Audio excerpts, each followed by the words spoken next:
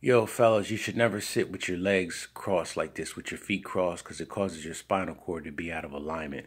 But it is comfortable, but it's not good for your body, so I'm going to switch it up. That just does not feel right. But anyway, what I want to talk about today is a term that a friend of mine invented.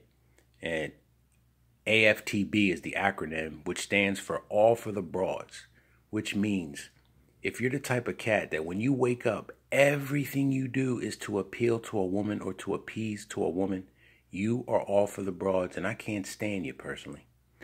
A good example, a couple examples I got would be, if you buy a car to impress women, you're all for the broads. If you listen to music that you personally do not like, but you play it because these bitches shake their asses to it, you're all for the broads. If you buy designer clothes to impress women, you are all for the broads. If you like movies such as Tyler Perry type genre where they bash black men and make black women the hero and all that shit. Like I remember when I was in college, well, I wasn't in college, but I was actually working in the summer program with a friend of mine that runs the program at a local, like, it's not an Ivy League school, but it's damn near close. So I was there one day, and I was talking to the women that were working under him too.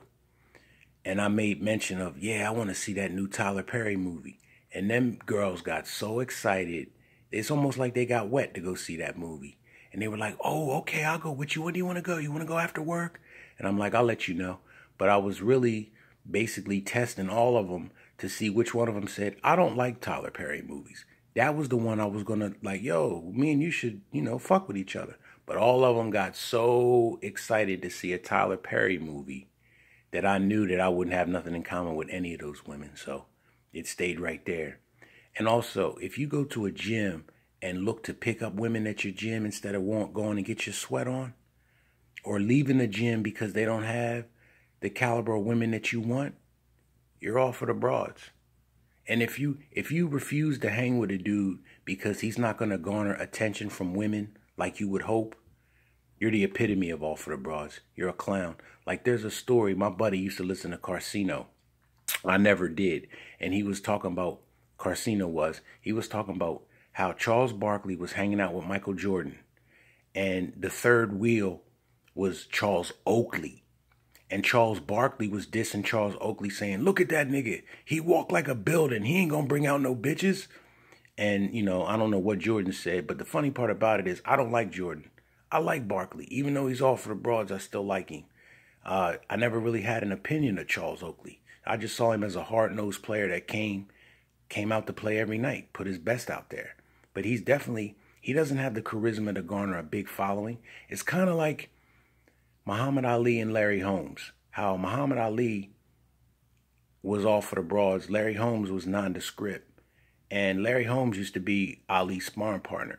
And when Larry Holmes started to get some notoriety, Muhammad Ali didn't like that. That's what these all for the broads niggas are. They can't stand anybody getting a little bit of shine. A little bit. As opposed to them. Quick example. I used to work at this psych hospital. And there was a dude there that I knew before I started working there. And he was part of that 20% that women go for. Over 6 feet and all that. And what's funny is he's 6'3" and I'm 5'9". And people used to mistake us for each other all the time when I was sitting down. And, he got me too. Because he was there working already. He kind of took me under his wing to show me the ropes at the job, and I thought he was doing it out of concern for me. No, he was doing that shit so he could create a hierarchy so where I would look like I was beneath him. I didn't realize that. But one thing that this coward did, he ended up killing himself by stabbing himself in the heart in front of his daughter at that because he was having problems with some female. Yo, I'll stay a nondescript nigga because we eventually will win in the end.